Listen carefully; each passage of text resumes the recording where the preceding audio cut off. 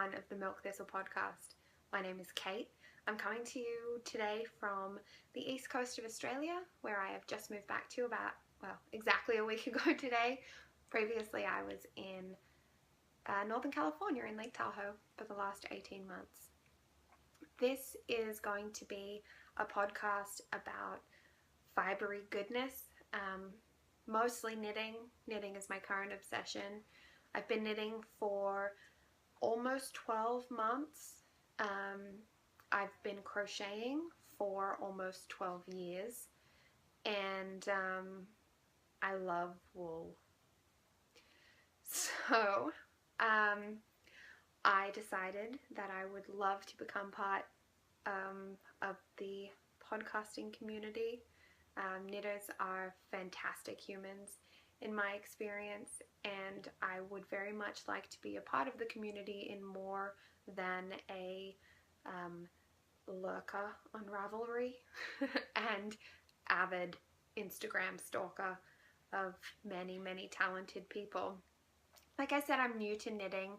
I took up knitting because I love socks, and while I am pretty good at crocheting, I couldn't find a crochet pattern. I couldn't make one up of a sock that I liked. So I taught myself how to knit. My first pair of socks, which I wish I could show you, but in moving countries, they are in a box somewhere, I think in Tahoe, maybe at my boyfriend's parents' house in South Dakota. I've got no idea. They were, the pattern was called Chutes and Ladders.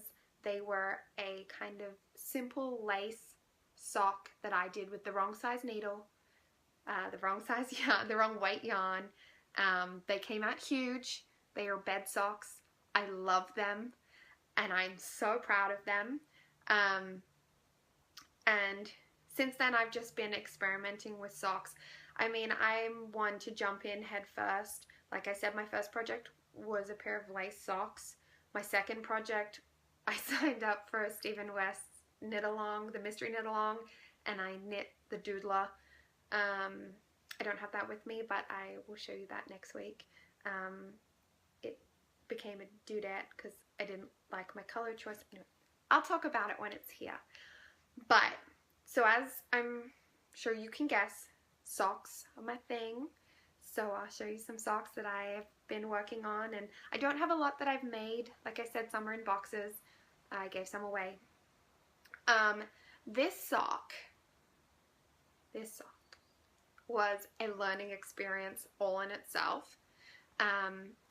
It is a Regia 4-ply from the ARNE and Carlos range. Its color is 03761. So this is their, that's the taggy thing. I found a basic sock pattern on Ravelry somewhere, and I cast on using 2.75mm needles, which was what was recommended, and I cast on the recommended amount of stitches, and I made a sock that was about double the size that it was meant to be. So I'm a loose knitter, apparently. So I frogged it. I had about this much, and I frogged it, and I went down about 15 stitches, more possibly, and I went down a needle size, and the fabric was still really loose, and once again I knit a couple of inches on it, and I frogged it again, and I went down another needle size, and I liked the fabric so much more. I think I knocked off a couple more stitches as well. It fits my boyfriend's foot.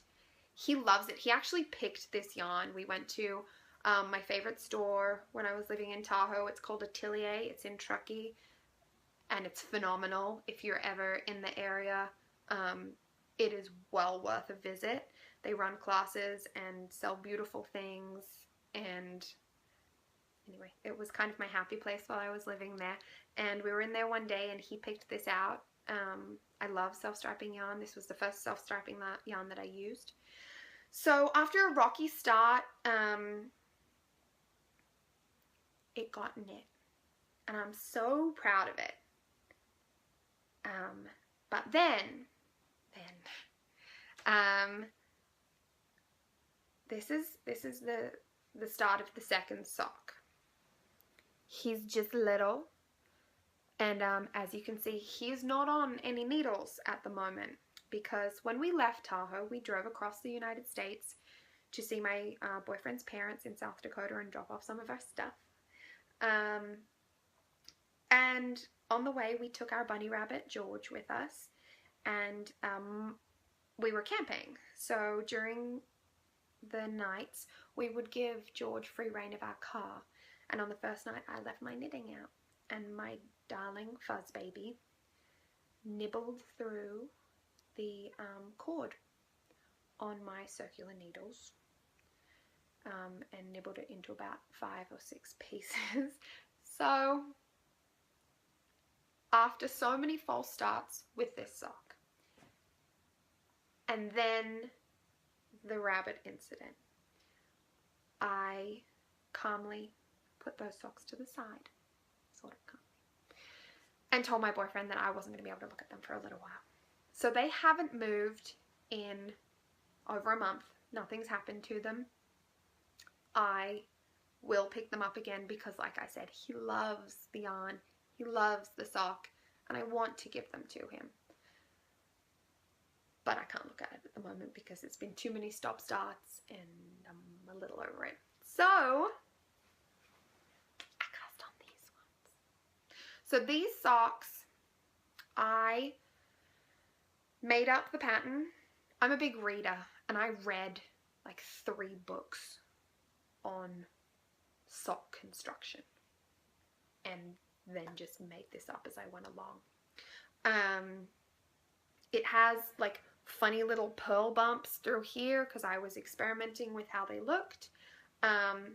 It is a really fuzzy, it's a sport weight sock. It's super warm. I was knitting them with the intention of wearing them on the plane back from the States to Australia, because I don't know if any of you have done that trip, but it is long. My flight from Dallas to Sydney alone was 16 hours and 50 minutes. And planes get cold. So I made these super fuzzy warm socks with the intention of wearing them on the plane. And I got to wear them on the plane because I finished the second one in the first hour I was on the flight. I haven't woven in the ends. I wore them proudly on the plane with my little dangly bits hanging off because obviously I couldn't take needles. Maybe I could have taken needles. I didn't look into that, but I took all my darning needles out of my knitting bag before I got on the plane just in case. And so I didn't have anything to sew them in with, and now it'll happen. It'll happen. So, I did alternating cuffs and toes. I didn't do an alternating heel because I was making up the pattern, and I didn't know how it was gonna look. And the color I'd chosen for the alternating didn't have any nylon in it, so I didn't want it to wear too hard there, and I didn't want it to look really ugly because I didn't know how the heel was gonna look. Anyway, I just went with toes and cuffs, and I'm actually really happy. It's just a tiny little toe, just a little splodge like it's been dipped in the paint. And I'm really happy with how it came out. So the wool I used for this is, so the cuff and the toes, I do have 2 socks, by the way, but I figured, you know, they're the same. So it's Quince & Co. Chickadee, so 100% American wool. This color is Caspian for the heels and toes, which is color 155. And then for the majority of the sock, it's Regia, which I'm sure you can read from the label that my delightful bunny rabbit chewed through. He likes to chew things. And it's just in there, 6-ply tweed. The color is 0002. It's just their neutral. It's a 150-gram ball, so I have so much of this left, which is so exciting because it's squishy and warm, and I'm fairly certain that anyone would love a pair of fuzzy warm socks. Maybe my mom. She likes warm socks. But yeah, so those are socks that I actually finished without a rabbit eating through anything but the label. And without having to unpull them too many times, which is nice. In fact, I didn't pull them apart at all. And then next, I'm so excited about these. I love self-strapping yarn. I don't know if I've said that, but I'll probably say it a couple more times. But this is so fun. It's purples and grays, and it is super soft. And I have lost the ball band, and I will magically put it in here later. But I love it. I knit these on 9-inch circular needles, which I had never tried before. And I was a little skeptical of, because I know a lot of people have mentioned that they find it strains their wrist. I haven't found that yet, which is surprising to me, considering I have a very recent wrist injury. I say very recent. I'm like 2 months after my surgery, but I mean, it's enough that this is as far as my wrist moves, so it's not good. But my fingers work, so I can knit. I'm very happy about that. But I really liked them. I found they just flew off the needle. I did a fish lips kiss heel in these, and I did that on the 9-inch circulars. I didn't take them off. The only thing, when I was casting on, I kept twisting the circle. So I cast them on Magic Loop, which is how I taught myself originally to knit socks. So this is the second sock. He's just a weenie, just a little baby sock. He's super cute though. And so I've cast him on, and I'm going to transfer him over to the 9-inch circulars because I did really like them. And I may enter these in the second sock of Summer Cow that the grocery girls are doing at the moment. It's the second sock. Maybe that will be inspiration for me to finish Caleb Boyfriend. The green. These ones. We'll see. Anyway, so those are my socks at the moment. Yesterday, I was very excited. I finished my first garment. It is a Sunday best A-line dress with matching bolero and romper. It's not for me.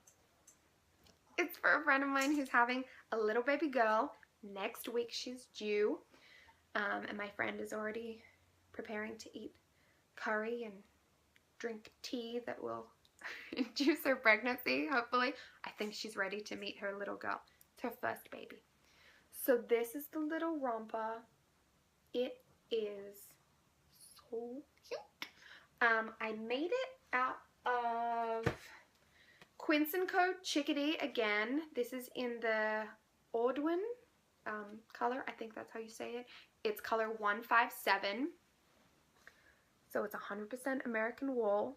And it's this beautiful heathered, neutral kind of beige color. Pretty beige. So I knit the back half of this before I broke my arm or wrist. I knit the front half yesterday, and my tension has changed. I was a loose knitter to begin with. I am now an extraordinarily loose knitter. But that's okay. It's not bad enough that I feel the need to rip out the back. So it's got this super cute little kind of leaf lace detail that just comes up the front. Little garter, sleeves, and neckline. I put these adorable little flower buttons. They're a neutral shell. If you flip them over, it's like a mother of pearl sheen, but I didn't want anything too shiny. I felt this was very neutral and kind of rustic, and I wanted to stick with that, so I went with the darker shell. Now the pattern called for the only opening in the garment to be these at the sleeves.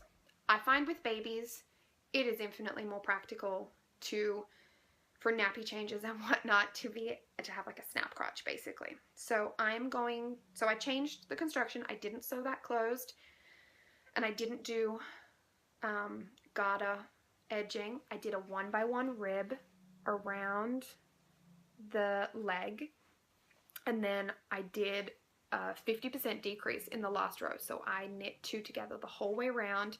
So it's got a little stretch for like the bottom of the nappy and that chubby part of the top of their leg, but then it'll come in quite tight. So I think it will look cute. And then I'm going to put 2 rows. So 1 row of the male part of the snap closures, so the bit with the pokey bit, and then 2 rows of the bit with the hole that it goes in on the back. So there will be 2 options depending on how big or little the bubby is. So that's all I've got left to do for this. And I'm so excited to give it to her. I really think that she will love it, and I'm so excited to meet her little baby girl too. She's coming next week. But yeah, so that was my first garment that I ever made, which was really exciting.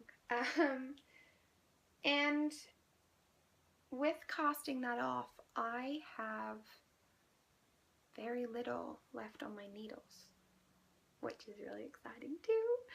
So I have picked my cast-ons for this week. And that's not to say they'll be done by next week. That's just to say I get to cast them on this week. Hopefully today. Sorry, the sun's gone away. It's like, I mean, it is winter here, but it's kind of rainy and dreary and, you know, not cold enough to snow, which is the kind of winter I like, but not warm enough to be fun. So anyway, my next pattern that I'm going to be knitting is Naturally Straightforward. No, it's not. It's called the Freshwater Shawl, which was designed by ANDREA MOWRY and Annie Roden. They did a collaboration called Naturally Straightforward, which is a series of patterns which they used natural wool, naturally, straight, there's stripes in a lot of the patterns, or most of the patterns, and forward, because they say they are designed to occupy your hands and soothe your mind so you can move forward in your life. While I've done plenty of moving in the last little while, I don't need to move forward anywhere. I'm really happy to sit still and not have to pack any boxes for a while. I love this pattern, and soothing sounds good to me. So, sorry it's black and white, but it's this beautiful, large, stripy. I'll see if I can put in a better picture, but I'm not tech savvy, so might happen, might not. We'll see. I've picked my wool for this. I'm using Malabrigo Sock, which is 100% superwash merino. So this is this gorgeous, rich blue, like really deep navy blue, gray green. I love. Happy color. This one, oh sorry, and that one's called Persia, which is color 852. This, also Malabrigo Sock, is called Arco Iris, color 866, and it is a rainbow of the most delicious kind. They're deep, almost autumnal purples and orange and green with little specks of bright. I'm so excited to see how this knits up, and I really think these two together. So exciting. So that is a project I will start working on hopefully this afternoon. I have never knit a shawl. No, I haven't knit a shawl. I knit the doodler. Well, the dude. Dudette. I did what Chelsea from the Legacy Knits podcast did with hers. I started and I used hedgehog fibers yarns in teacup and jelly as my first 2 colors. I don't have it here, I'm sorry. It's in a box or a suitcase at the other end of the house. I'll find it for you next week. But I hated my 3rd color, and I didn't like the end of the pattern with the colors I had chosen, but I couldn't bear to frog it because it was, you know, apart from my delightfully terrible bed socks, it was the first thing I had cast on, and I couldn't bear to part with it. So it just sat on the needles for about 6 months. And then when I broke my wrist and I couldn't do much and I was daydreaming about knitting, and I discovered podcasts, which saved my sanity. I, jumped from podcast to podcast, and I found the Legacy Knits podcast, which I love. And I saw what Chelsea did to her doodler, because she was having the same issue. I'm not sure if it was a color or just she didn't like the end of the pattern, but I loved what she did. So I finished it off and I sewed it up, and now I have this little cowl thing, which is super cute, which I will show you. But yeah, so I have done a shawl, but I'm very excited to complete a shawl and not turn it into a cowl. And there's a couple of techniques in there that I haven't tried yet. I'm always trying to try something new with every project I take on. Like I say, I'm a relatively new knitter, and I did start knitting, and then I took like a 4 or 5 month hiatus from it because I had some huge crochet projects that I needed to finish, and so I worked on them quite exclusively, and then picked up my needles and kind of haven't put them down since.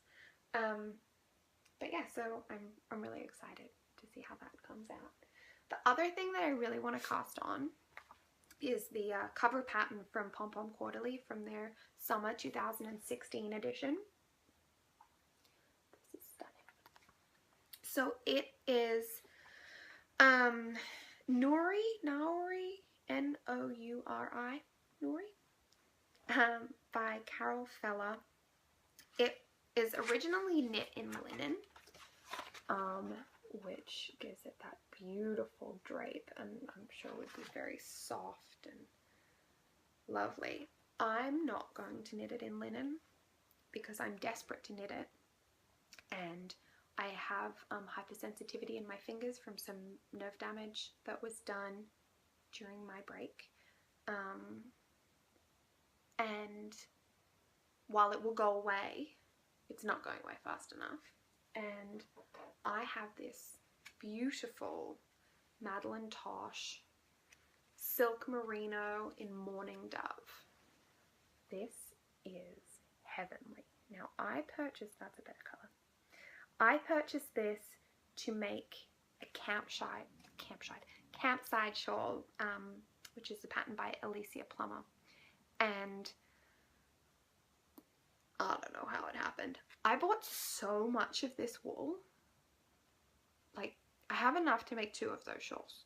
So I thought, seeing as it's non-returnable, I would, and seeing as I have squatters, my goodness, seeing as I have a sweater's quantity worth of this wool, I want to make a sweater out of it. And I feel like it'll have a similar drape to the linen, and while it will be heavier, it won't be too heavy. I think it will be a perfect Australian winter jumper, because Australian winters are mild.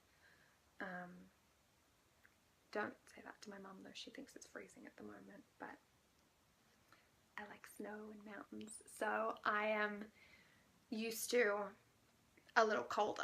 But I have some messing around to do with the pattern because it is written for a heavy worsted or worsted weight. This is DK. Not sure if it'll work, but like I said, like to teach myself new things, and I am ready to jump into the adventure. And if I frog it, I frog it.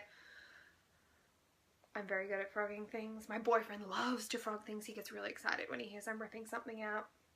I actually have an obscene amount of this Quince & Co. Chickadee in the Ordwin color, which I made the romper out of, because I bought about 18 skeins of this to make this huge, absolutely huge crocheted jumper with, it's long, it's fitted, and it has a panel like this deep, you know, whole head deep of cabling that runs around the bottom. and it's crocheted bottom up. And I loved the pattern. So I bought the wool because I was like, if I'm going to invest in a jumper, I want it to be wool I loved. So I invested in the wool I loved. And I did the entire cabling section. I used about 6 balls in it. It was kind of wool intensive, as cables are. And I put it down for a week. Excuse me.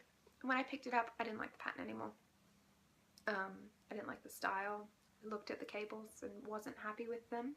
I think what happened was I taught myself how to knit in that week.